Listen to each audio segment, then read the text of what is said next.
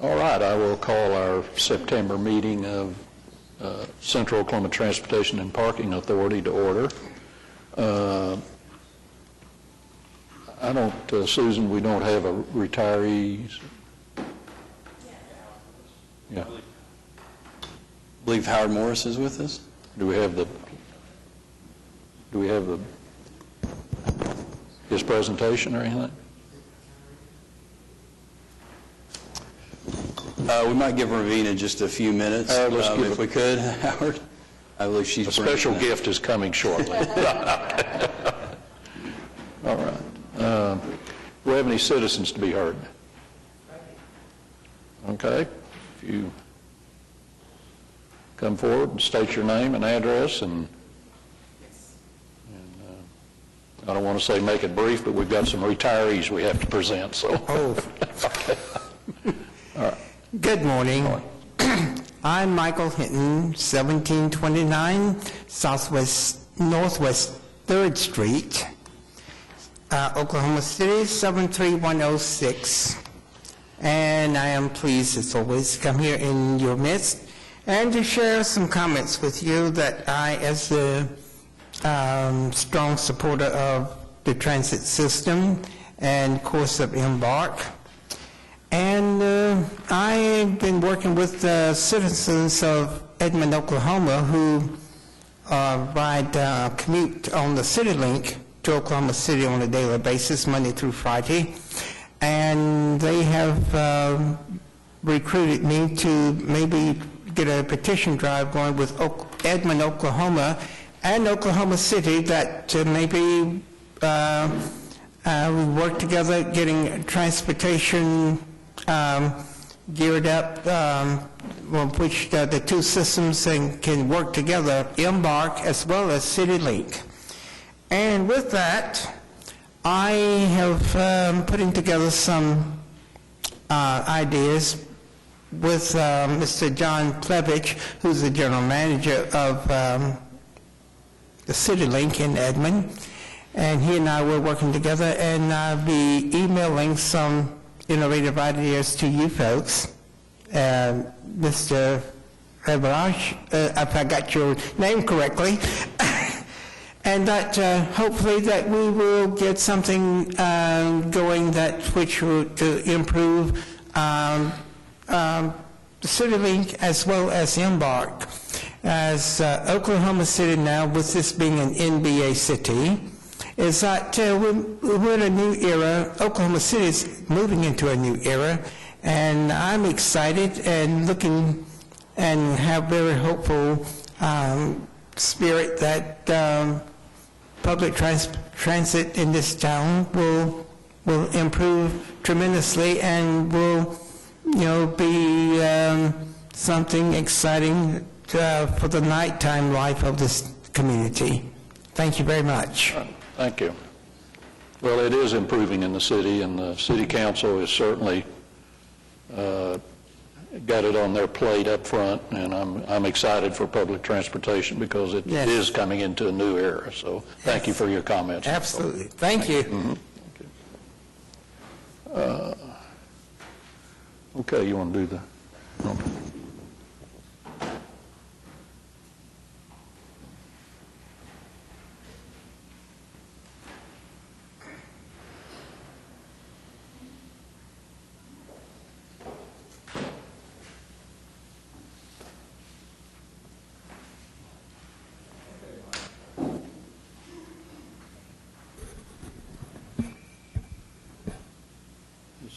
See if we can work around this microphone so people can hear us. But and they had told me that you'd spent over 30 years. Yes, sir. Would you come up here and give just a brief resume of what you've done for Metro Transit or 30 years? Well, I'm not much of a speaker here, but in my experience with 30 years of Metro Transit, first it was Mass Transit, Metro Transit, now it's Embark. The service is improved, and which the passengers love that. So, if you keep doing what you're doing, I think we'll be all right. Have you been a driver? I've been a driver for 30 years, yes, sir. That's the main thing here. Yeah. That's what you've done. Yeah. Well, I bet but your passengers are going to miss you. Well, I don't know about that.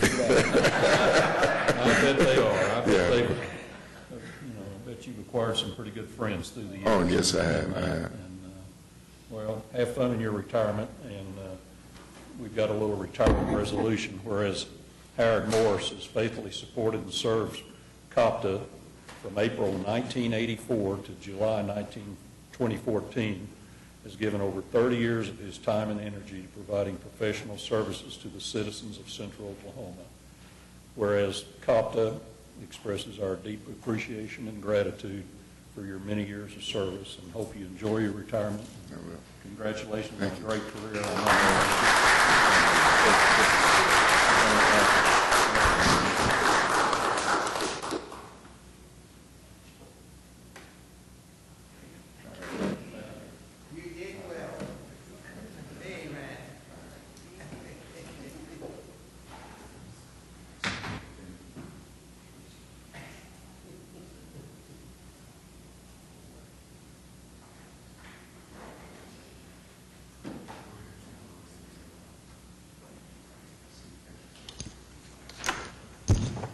All right. We have our minutes of our September meeting. Do I hear any changes, or do I hear a motion to approve our minutes? Move to approve. All in favor? Opposed? Thank you. Consent docket. We've got 6 items on the consent docket. I don't know if there's any of the items that any of the trustees would like any discussion on, Jason, or any you'd like to discuss. I think the main item I saw when overlooking that was, of course, a couple of them are agreement with Midwest City to continue our service there, and I think that's a great thing, and hopefully someday we will move into more of a regional transit authority, but we're kind of mini-regional with some of the agreements that we have. So, all right, do I hear a motion to approve our consent docket? All in favor? Aye. Opposed? Thank you. Items for individual consideration. The first item is a change order and amendment number 1 to our contract with Lippert Brothers for the structural repairs of the Century Center parking garage. Jason, if you'd like to comment on that just briefly. Yes, Mr. Chairman, I'd be glad to.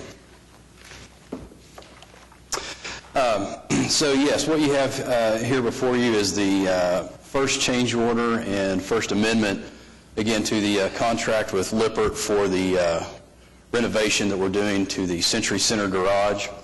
If you'll look at the change order portion of the item, really the biggest expense in that change order is the re-engineering and rebracing of the -2 floor in that parking garage. As you recall, part of the project is basically a complete rehab of one of the decks, and so that deck in that parking garage was removed. The walls had to be braced, and when they went in with the initial bracing, the contractor encountered some groundwater, so we had to kind of re-engineer and come up with a different way to brace those walls while we were rehabilitating that deck. So of the $42,000 in change order number 1, roughly $26,000 of that is related to that rebracing. So, and then amendment number 1 is a $56,587 increase, and again, the majority of that is related to ADA repairs. In particular, handrails in the stairwells. I believe there's 4 or 5 different stairwells in that garage, and we had to bring all of the handrails up to ADA conformance. So that is roughly $39,000 of that $56,000 amendment. With this change order and this amendment, this puts the contract amount at about $2.7 million. Still within the budget that we had allocated to the improvements initially. Okay. I must say, after all these years on the trust, and it's probably just my memory, but we've seen a lot of change orders, but I don't recall ever seeing a change order and an amendment. They seem like the same thing to me, but maybe not. Yeah, that's one I have to kind of keep straight myself and ask Debbie from time to remind me, but amendment is actually, we're asking them to, for example, provide more of something, more quantity. In this case, more of the ADA handrails in particular. Change order as we're kind of expanding the scope of what we originally asked them to do. So, All right. If I hear no questions, do I hear a motion to approve item A? All in favor? Opposed? Thank you. Item B is our consideration of approval of our Cotpa fee schedules, and I'll let Jason spend a moment, but as he said, this is kind of a way to consolidate both transit and parking all into one fee schedule where we've got it together, but if you'd like to just mention any highlights on that. Sure, Mr. Chairman, and again, it is an administrative item in nature, and what our plan is now that we have a fee schedule listing all of the fees related to our bus service, to our parking service, some of our bulk discount policies that we have. What we'll do in the future is bring back, whenever we make a change to a fee, we'll amend the entire fee schedule. And so, again, it's just a way to consolidate all of our fees into one schedule. As far as any significant changes, I will point out that the business services fees section, these are kind of incidental fees that we have been charging in the past, such as shipping and handling, return check fees, those kinds of things. The board hasn't taken a formal action on that, but we wanted to go ahead and include them in this fee schedule so that you would have an opportunity to review that. And then the other significant change to our fees would be the bulk discount policy. You'll notice the 7.7% discount is given to any bulk purchases of $2,000 or greater, and that's for our bus pass sales. In the past, our bulk discount was based on number of passes versus dollar value, and so as you can imagine, there's a lot of difference between a bulk purchase of monthly passes versus a bulk purchase of daily passes. So we really figured it was more appropriate to base our bulk discount off the dollar value. And that's all I have on the fee schedule. Okay, thank you. If I hear no questions, do I have a motion to approve our new fee schedule, item B? Second. All in favor? Opposed? Thank you. Item C is consideration of approval to authorize the administrator to negotiate a contract with Bicycle Transit Systems for management of the Spokie's bike share program in downtown Oklahoma City. Yes, Mr. Chairman. Jeannie Smith is going to brief us on this item. Jeannie has put a lot of effort in taking ownership of this program. She's worked closely with the Office of Sustainability in developing the RFP. She's on the selection committee and just has really done a good job helping us transition from downtown OKC to management of the bike share program and working towards further integrating it with transit. So with that, I'll turn it over to her and she can talk a little bit about this item. Thank you, Jason. First of all, bike share is a transportation enhancement. It provides transit for that first mile, last mile means of reaching a destination. Unlike bike rental, a bike rental business, bike share offers unlimited 30-minute rides for a membership fee. There are one-day, monthly, and annual memberships that are offered by the Spokie's bike share program, which is consistent with other bike share systems across the United States and across the world. Cotpa assumed responsibility for the Spokie's bike share system on June 6th with the board's approval, and a best value bid was released on July 18th. 3 bids were received. You can see the bids in the item.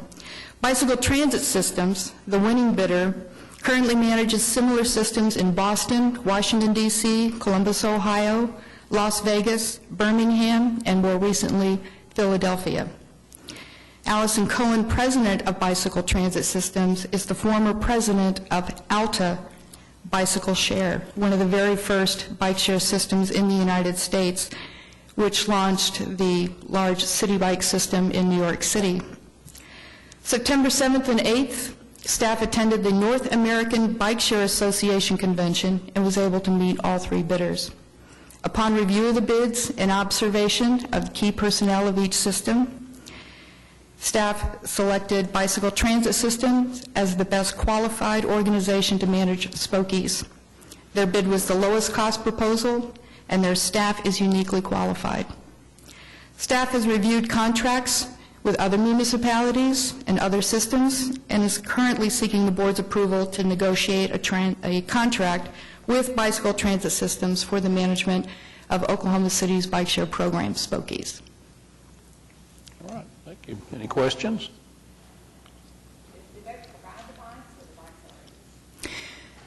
The bikes are, we currently use Worksman's bikes. It's the oldest bicycle company in the United States, and we use, the kiosks are from Sandvault, which is a Canadian company. What's nice about Bicycle Transit Systems is we do not have to use a unique system. They will manage any manufacturer's system. One of the other bidders exclusively uses a very expensive bicycle share system. So the city owns the kiosks, the city owns the bicycles. Bicycle Transit Systems will manage the system, and perhaps in the future with expansion, they may in fact recommend a different manufacturer. At this point, we're staying with the manufactured systems currently owned by the city, and then Cotpa will administer the contract. Are they providing only the management service, or are they providing some sort of technical or maintenance service along with that management service? They will also be responsible for the maintenance of the systems, the repair of the bicycles and the kiosks. They will be responsible for assisting with sponsorship solicitation. They will be responsible for perhaps organizing events that help to promote the system. So they will be a full-on management company for the system. One other thing to mention is you'll notice that there's startup costs associated with that bid, and again, part of our negotiations will contemplate trying to reduce that amount by offering some space in Union Station for bicycle transit systems. It's very similar to the setup with the river operator where HMS shares office space. Okay, thank you. These guys are familiar with the system that we have in place currently, correct? That's correct. And the hardware itself is in place already, correct?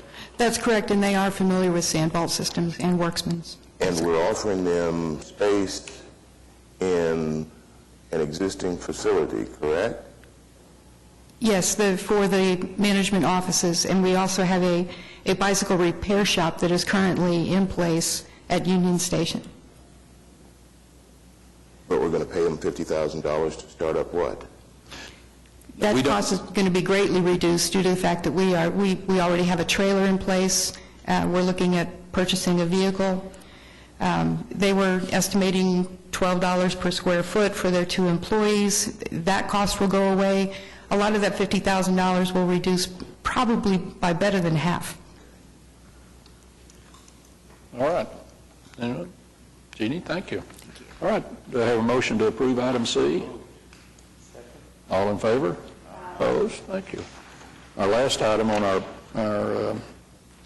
docket is to receive the Cotpa Roadside Amenities Transportation Alternative Program grant. And Jason, if you'd just like to explain what the grant is, and then...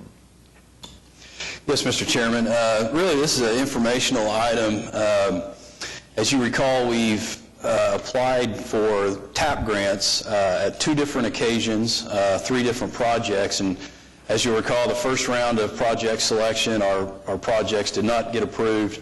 We resubmitted the same projects, and we were successful the second time around. So we were actually awarded a $62,105 grant to provide for some route side amenity improvements. And so basically what that means is we'll be able to use this funding to make some bus shelter locations more accessible by adding some sidewalk where needed, maybe a curb cut. We'll be adding some bicycle racks to some different locations. The grant also includes partnering with City County Health to add an additional shelter at one of their locations. So it's kind of of all the projects, it was the one that kind of touched the most areas of the city. And so we're very, very pleased to report back that we did get the grant funding, and we're looking forward to implementing. Okay, very good. Thank you. Having heard no questions about that, do I hear a motion to receive item D? All in favor? Aye. Thank you. Our payroll, ratification and claims and payroll, and our reports, are there any questions by any of the trustees on the claims and payroll? If not, I would have a motion to ratify. All in favor? Opposed? Thank you. Financial reports, Jason, if there's any items you might like to highlight. Sure, Mr. Chairman. Yeah, I'd like to talk a little bit about our transportation operations first. That'll be on page 2 of your budget to actual report that's in your packet. A couple things to point out. One thing on the revenue side of our operations, you'll see that passenger revenue is actually almost 6% above target. What we've seen is an increase, shouldn't say an increase, but essentially we've exceeded our estimate on revenue, both on the fare box, on the fixed route side, as well as paratransit. So that's what's driving that overage in revenue compared to budget. Our federal grants are pretty much in line with what we'd anticipated. I mean, at this time of the year, we're showing to be $76,000 ahead on our grant draw. Again, that is on a reimbursement basis. The other revenue that you see that's showing to be $37,000 under budget, most of that is attributable to our advertising revenue. Our advertising revenue is down about 11%. Now, that's just through 2 months of the year. I don't know that we're necessarily alarmed at this point, but just as an information item as to what's causing that variance. And then looking at the operating expenditures, our personnel expenses, which of course is the majority of our operating expenses, are currently about 10% under budget. And there's a couple things driving that. One is our health insurance expenses are coming in lower than budget. The other thing that's driving that is the vacancies that we have. Although we do have, probably 8 to 10 part-time operator positions that we have vacant and are working to fill. We also have some management positions that are vacant that are causing that savings to show up on the personnel side. So we're aware of what those are. Of course, as we bring on the evening service and begin adding staff to provide that additional service towards the second half of the year, we'll certainly expect those personnel expenses to catch up. On supplies, we're showing to be about $120,000 under budget. The majority of our supplies budget is just, parts and maintenance for our buses, and that can kind of fluctuate significantly from month to month depending on the severity of repairs. But I will also mention that our fuel is under budget. We're at about 7 cents. We're paying about 7 cents less per gallon than what we had in the budget so far. Looking at the parking operations, page 3 of the report, a couple things to point out here. One is you'll notice that parking revenue is about 83% of what we had anticipated. And the reason for that is simply when we were building our budget, we had contemplated the new garage being open. It's not, so obviously we don't have that revenue. But at the same time, if you look at total revenues versus total expenditures, overall our revenues are still significantly outpacing our expenditures, where, of course, is where we want to be. Looking at our operating expenditures, the other services and fees category, that line primarily consists of our payments to Republic for managing the garages.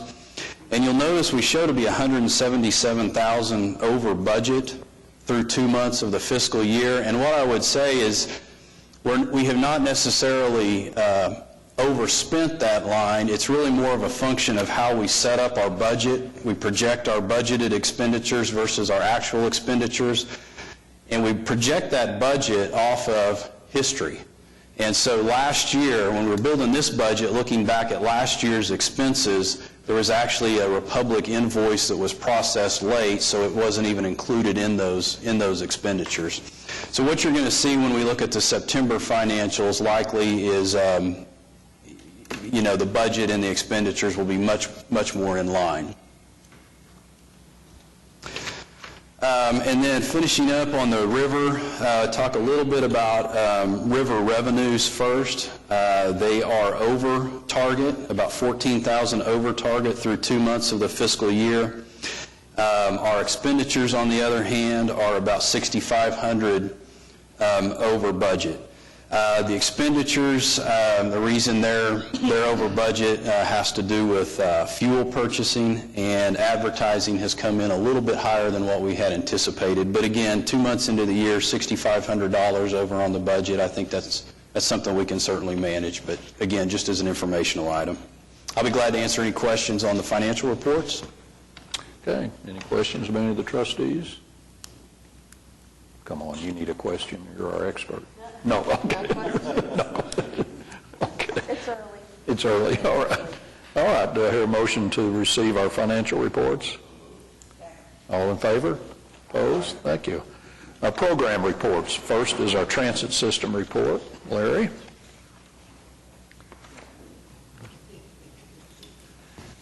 I think I'll do the transit system report. Oh, okay. Larry will do the next one. All right.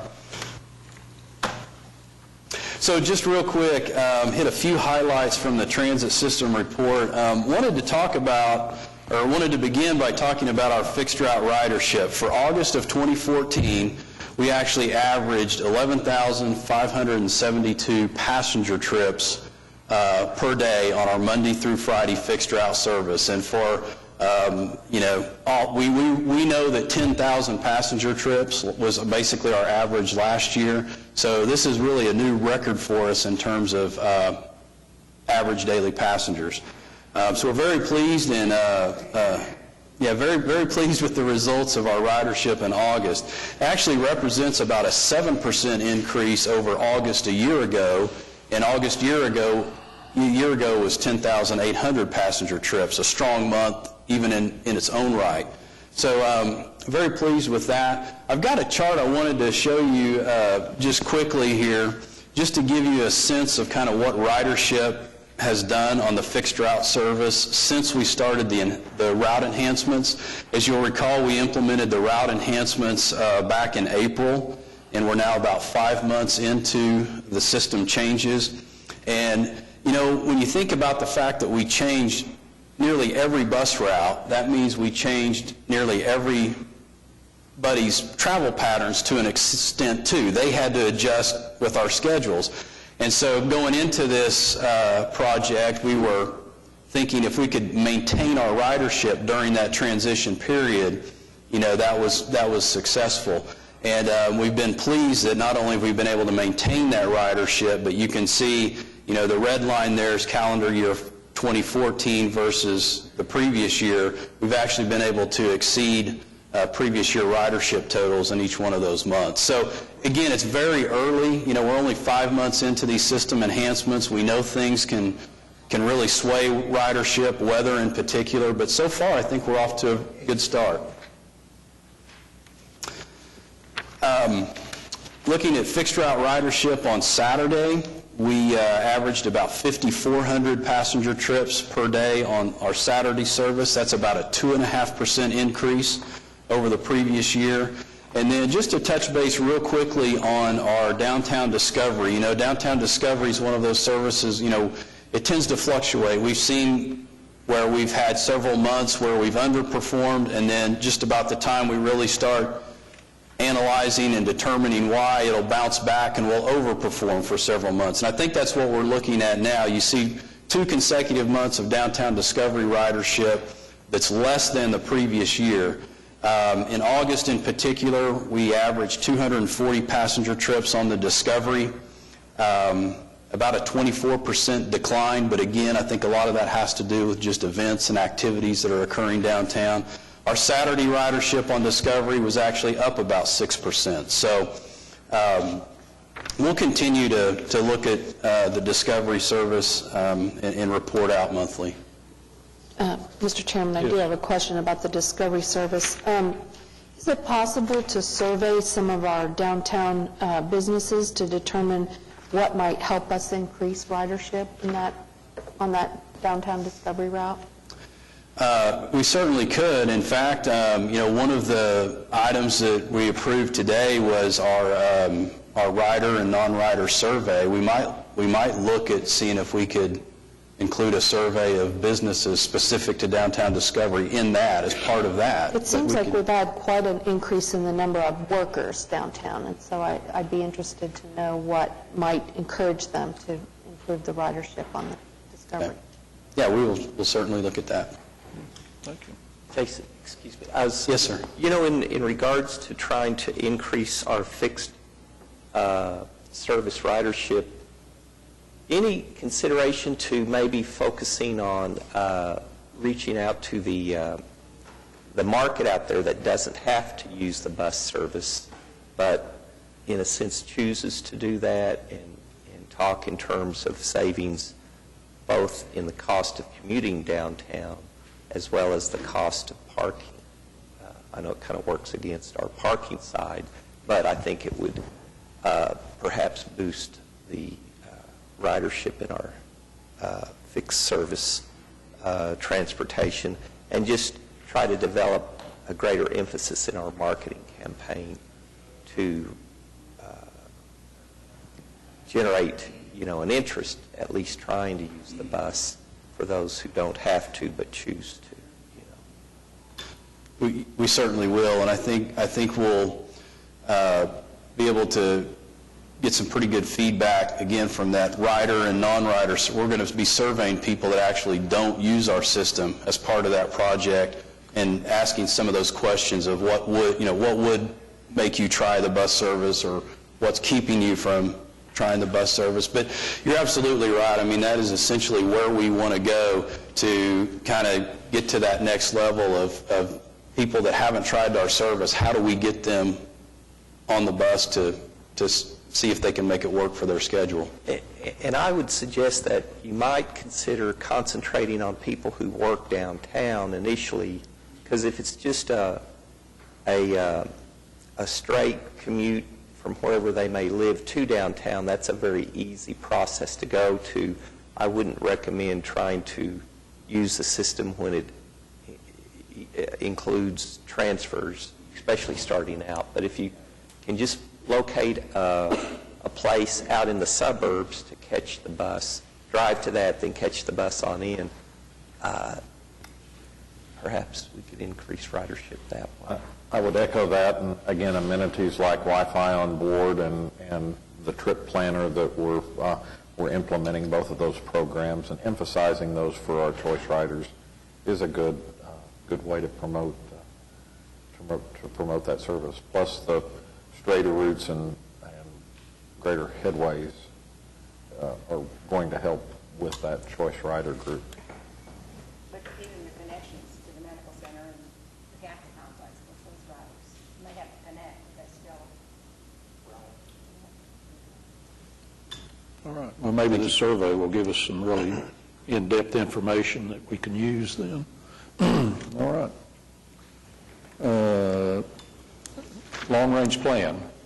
Larry, are you going to give us a little update on that, if you would, please? Sure. I'll just touch on maybe the four most kind of noteworthy items. In regard to that TAP grant about improving some of the existing bus shelter locations with paving, it's always good to try to bring in new money to solve old obstacles, and I guess that will get kind of mixed in with a lot of the other areas where bus shelters will need to be actually installed. So it'll all kind of work together.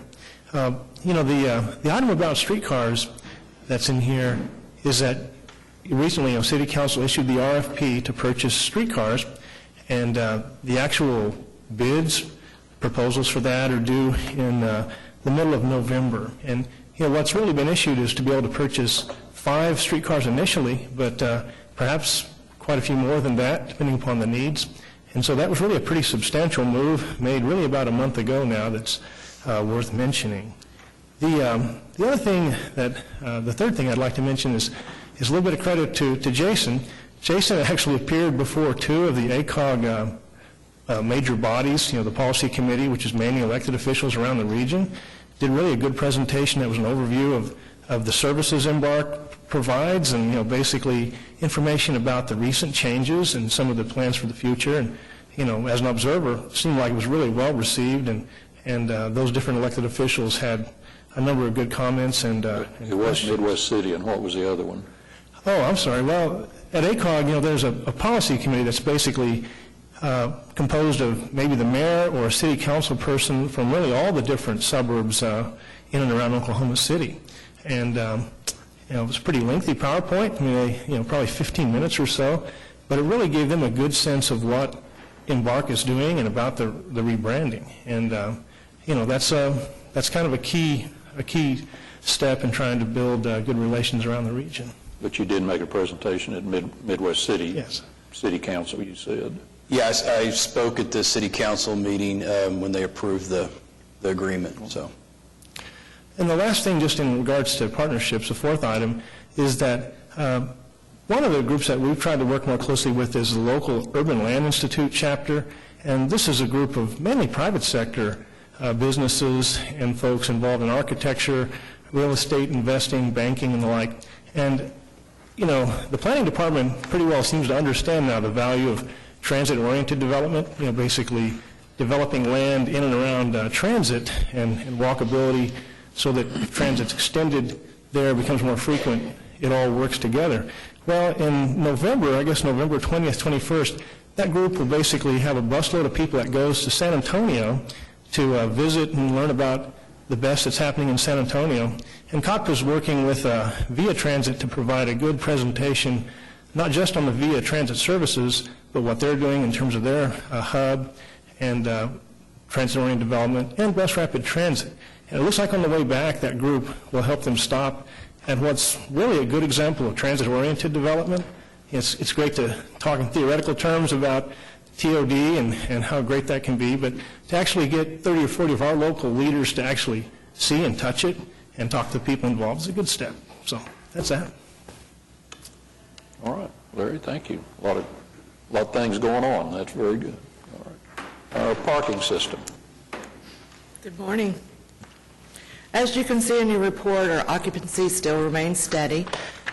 We've had not much activities the last couple of months, so it's a good thing because we've had a lot of construction projects going on. So just to kind of update on the construction, next door we're getting very, very, very close. We've got some final inspections, working on punch lists now, some final inspections next week, so we should be ready for business, which is a good thing because I'm working with Civic Center and they've already sold out some of our parking for some of their events coming up later in the month. So it's a good thing. Sheridan Walker, the contractor has mobilized, is on site. They have started working on the top floor and they'll be working their way down. Hopefully we won't disrupt our parkers too much there.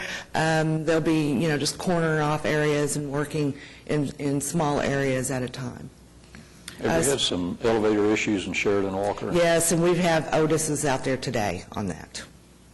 Add a little levity. We were on the 7th floor, and there was about 7 or 8 city employees and no elevator. And I said, well, I guess we're down to one elevator. And I looked at my book, and I said, well, you're talking to the right person. And they got a big kick out of it. And did you tell them you were going to fix it? They just want to know when the new garage is going to be open. Okay, at Century Center, we're on schedule there as well. Our contractor, they're still working on the facade and other areas, the other two contractors, but our contractor is on schedule, should be finishing up probably within the end of this month or middle of next month. Let's see. Oh, also, I wanted to share with you, I haven't had a chance to in the last couple of months, but just to let you know, we have added a new service for our parkers. It's sponsored through American Cleaners. It's called Busy's. I don't know, you might have seen the lockers.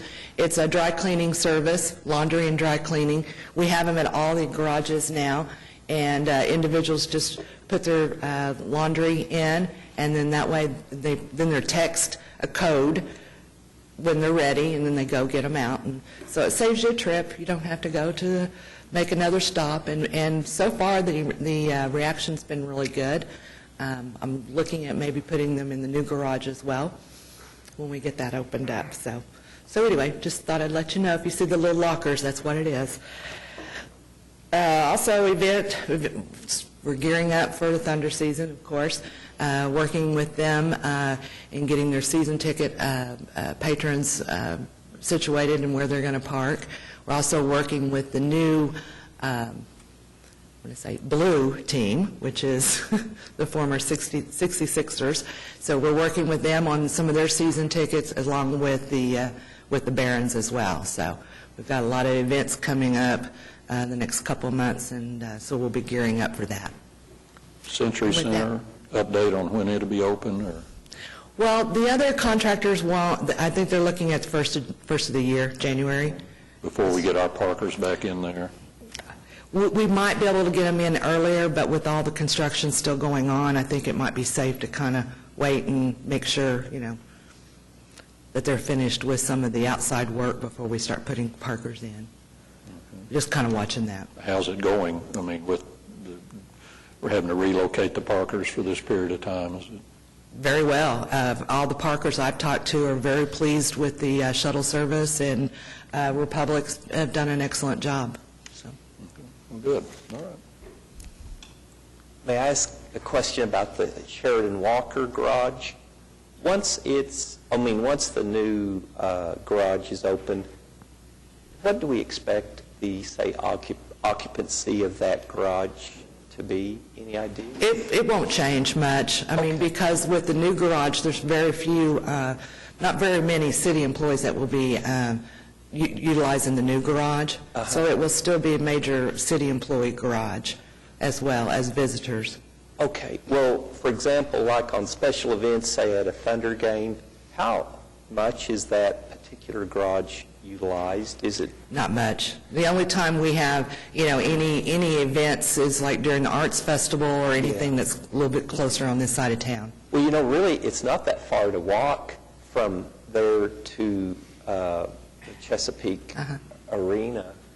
I'm just surprised. Santa Fe's mainly, the one we use. Right, but it would probably actually be easier to get out of the downtown area from there due to the congestion that occurs at Santa Fe and some of the other parking garages. And that might be something we can, pass on to our parkers and maybe use that. I know the Barons, when they put out their little pocket schedule, they put out preferred parking, and it's our garages, and they list Sheridan Walker. So maybe the more we can, talk about Sheridan Walkers available. Well, my final question is, would it warrant looking into making upgrades at the Sheridan Walker garage, maybe not just like the new garage across the street, but something along those lines? Because I was thinking to myself when I saw some pictures recently from an evening view of the new garage, how light and attractive it is. If we could do something for the Sheridan Walker garage, you might get a better response from parking. It just looks like a safer, prettier. Is our public art on Sheridan Walker coming along? That we are in the, we're actually waiting on, because Utilities is doing some facade work. So we're working on that, plus trying to address the issue of the water that's leaking down the sides. So. How is the street lighting? I haven't ever been to the Sheridan Walker at night, I don't think. Are the streets very well lit outside? Yeah, with the Project 180, I think the street, it's not the street lightings. I think he's talking about the inside and the entrance. And the exterior of the garage itself. Plus, it's just across the street from the new elementary school, and then and then you've got the Myriad Gardens there, and depending upon how they develop the Stage Center area, I think it has the potential, it seems to me, to become a very active, important parking facility. Well, good, we'll leave the council's parking in that garage then. Oh, I'd be all for that. I'll make that recommendation on Tuesday and see what kind of response. See what response you get. Just a reminder that Councilman Greenwell has an office across the I street. understand that. He doesn't need A quick question and a statement. One is you're right about the new parking garage. It pops in the evening and early morning. The place where I work, they use it as a beauty shot in the early mornings. I mean, all the lighting there, it does kind of give that safe ambiance. I mean, it looks like a safe place. The question is, do we have some sort of signage or brochures or something in the Chesapeake that lets folks know that we are within walking distance in a number of different directions from that facility? That's a good idea. Yeah, we do, I know, on the website and things like that, but not actually inside the Chesapeake Arena. But that's something we can look into. Well, and you can cut kind of at an angle through the Myriad Gardens, so from the new garage as well as the Sheridan Walker garage, it's really a quick walk to Chesapeake. I can actually speak to that because when I go to the Thunder games, I do park in there, and I'm typically on about the second floor, which gives you an idea of how it's used. And then I always tell people that walk from Sheridan Walker to the Chesapeake through Myriad Gardens it's one of the prettiest walks anywhere in the country through an urban area. So Yeah, we often park over in this area and then just walk. And even when it's in the middle of winter, it's not a bad. Yeah, my wife thinks it's a refreshing walk after having spent a lot of time inside that building to get out and the two of us just kind of stroll through the city. The city is getting more and more beautiful every day, isn't it? All right, thank you. Our marketing and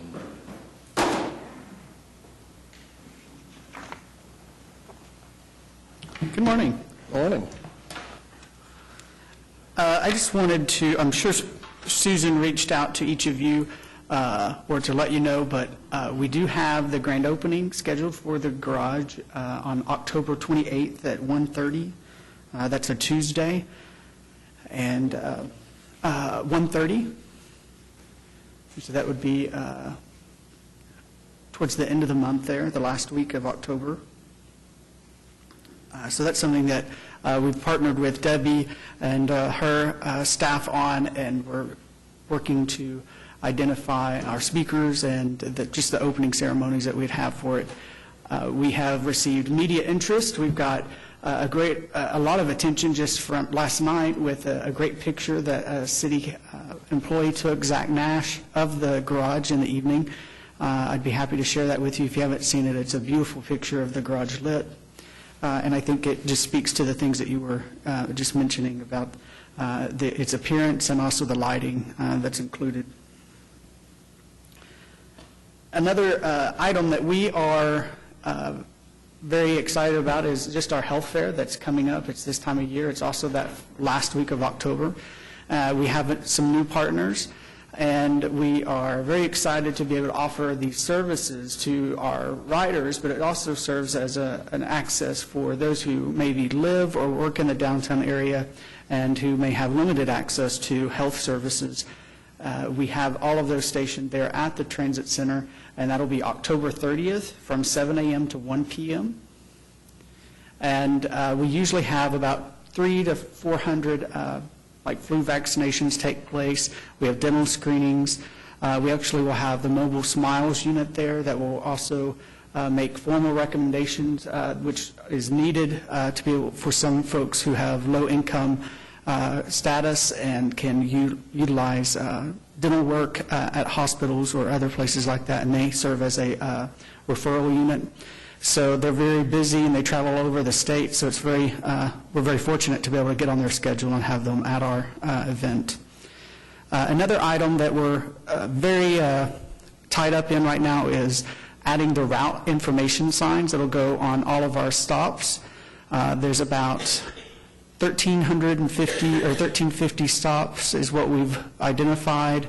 And then we have signage that we have 3 different signs that go on that, so just multiply that by 3. And so that's about how many files we'll be touching over the next couple of months to get those signs printed and then later installed And this will just add to that level of information that's going to become available to our riders that, for all intents and purposes, we've not ever had there before. And so this just, again, will help raise the awareness of how to use the service, where those routes are going, help try to take some of that intimidation level away that, especially with new riders, is always present. With that, I'd be happy to answer any questions. The new uniforms are Yes. here. That has been a beast of a project to coordinate sizing and alterations and all of those types of things, but we're very excited about it. I can't tell you how pleased I am, and I know others are too, about how our employees have embraced these changes that have taken place. You know, a lot of times we speak about what the impact of these changes are for our customers. And while that is very significant, just the gentleman we had this morning, 30 years of doing things a certain way, it's really hard to ask that of employees. But we've seen, I can't help but maybe one or two that may have really resisted, but it's really been embraced, and that's, I think, indicative of the vision of our board and our leadership of moving in a different direction and really trying to better ourselves as an organization and meet the demands of our city. So it's very exciting. At the next trust meeting, you do away with the coat and tie and wear the new shirt to show it off. There you go. Okay. There you go. Or you could bring a spokesmodel. We'll do that. Okay. If you ever stop by, we do order one in your size. Yeah, that's right.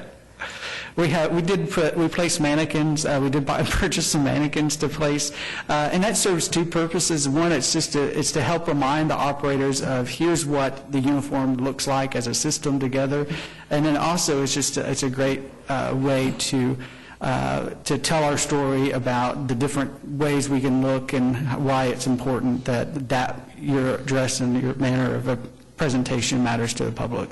Well, we'd like to see them at some point. Okay. You know. All right. Great. Any questions? All right. Thank you. Thank you. All right. Jeannie, save the best to last. Thank you. Well, as you can see from the report, ridership in August was very good. We averaged 10.76 riders per service hour. The full report is in your packet, but it was a very, very good month. We've had a very good season.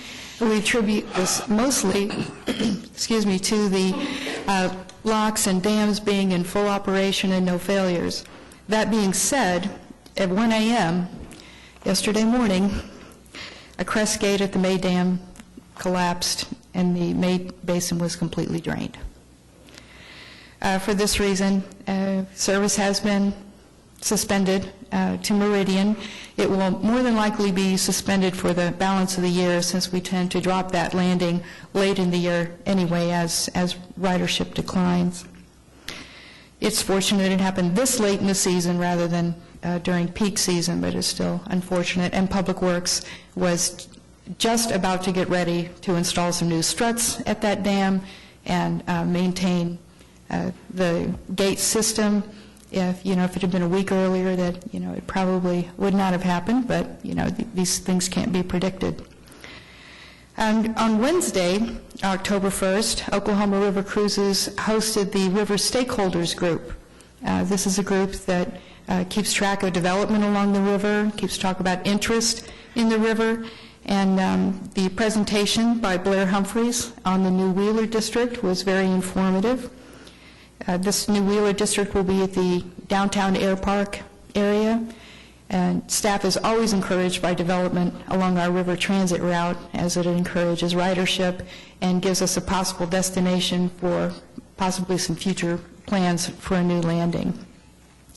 And with that, I'll be happy to answer any questions. Thank you. All right. Do I hear a motion to receive our program reports? All in favor? Opposed? All right. Any items from any of the trustees?